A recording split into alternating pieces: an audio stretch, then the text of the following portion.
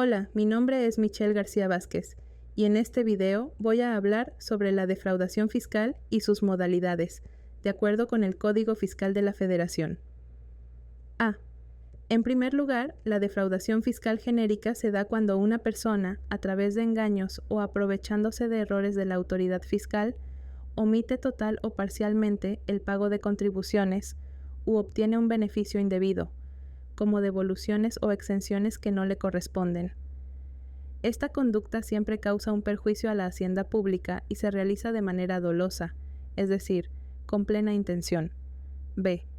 El único propósito de la voluntad del sujeto activo que comete la defraudación fiscal genérica es obtener un beneficio económico indebido en perjuicio del fisco, es decir, la finalidad es evadir el pago de impuestos o recibir ventajas fiscales ilegales. Por eso, este delito solo se puede cometer de forma dolosa y nunca culposa. C. Un ejemplo sencillo de defraudación fiscal genérica sería una empresa que oculta parte de sus ventas reales y declara ingresos mucho menores a los que realmente obtuvo, apoyándose en maniobras contables y documentación falsa. Con ello paga menos impuestos sobre la renta del que le corresponde, engaña a la autoridad y causa un daño directo a la hacienda pública. D. La defraudación fiscal genérica se sanciona con pena de prisión y la duración de la pena depende del monto de lo defraudado. Entre más alto sea el perjuicio al fisco, mayor será el rango de la pena. Además, cuando no se puede determinar con exactitud el monto, la ley prevé un rango general de prisión, y si el delito es calificado, la pena se puede incrementar hasta en una mitad. E. La diferencia entre la defraudación fiscal genérica y la equiparada es que la genérica describe la conducta básica: usar engaños u omitir información para no pagar contribuciones o para obtener beneficios fiscales indebidos. En cambio, la defraudación fiscal equiparada se refiere a casos específicos que la ley considera tan graves como la defraudación, aunque la forma de actuar no encaje exactamente en la descripción general. Son supuestos particulares que el legislador asimila a la defraudación fiscal. F. Un ejemplo de defraudación fiscal equiparada es cuando un patrón retiene el impuesto sobre la renta a sus trabajadores, pero no entrega esas cantidades al fisco dentro del plazo legal y las usa para financiar sus propias operaciones. En este caso, no solo se incumple con una obligación administrativa, sino que la ley considera que omitir enterar contribuciones retenidas es una forma de defraudación fiscal equiparada. G. Entre las principales modalidades de la defraudación fiscal equiparada se encuentran consignar en las declaraciones deducciones falsas o ingresos menores a los reales, no enterar a la autoridad las contribuciones retenidas o recaudadas dentro del plazo legal, aprovechar indebidamente subsidios o estímulos fiscales, simular actos o contratos para obtener beneficios fiscales, omitir durante un periodo prolongado la presentación de declaraciones definitivas o anuales y dar efectos fiscales a comprobantes que no cumplen con los requisitos legales.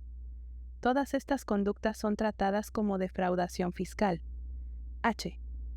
La defraudación fiscal equiparada se sanciona con las mismas penas que la defraudación fiscal genérica.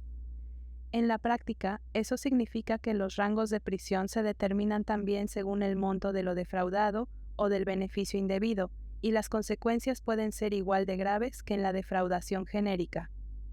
Y la llamada defraudación fiscal presunta se refiere a una modalidad en la que la ley establece una presunción de que se ha cometido el delito. Esto sucede cuando se demuestra que los ingresos o recursos del contribuyente provienen de operaciones ilícitas o de actividades que no tienen una justificación legal clara.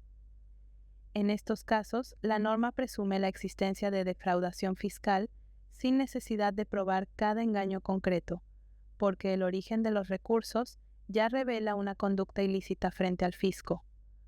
J.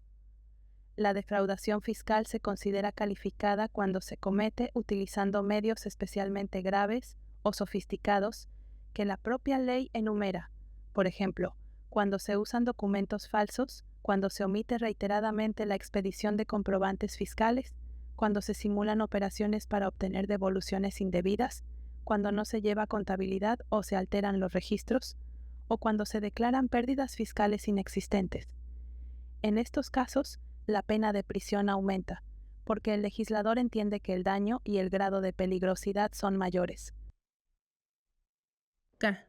Finalmente, el contribuyente puede evitar el proceso penal derivado de la comisión del delito de defraudación fiscal si se regulariza de manera espontánea.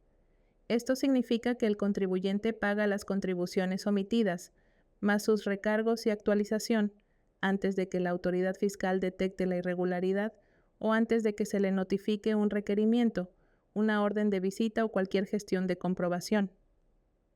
Si el pago se hace en estas condiciones, la autoridad hacendaria no presenta querella y, por lo tanto, no se inicia el procedimiento penal. Con esto concluyo mi explicación sobre la defraudación fiscal, sus modalidades y la manera en que el contribuyente puede evitar llegar a un proceso penal, siempre que se regularice a tiempo.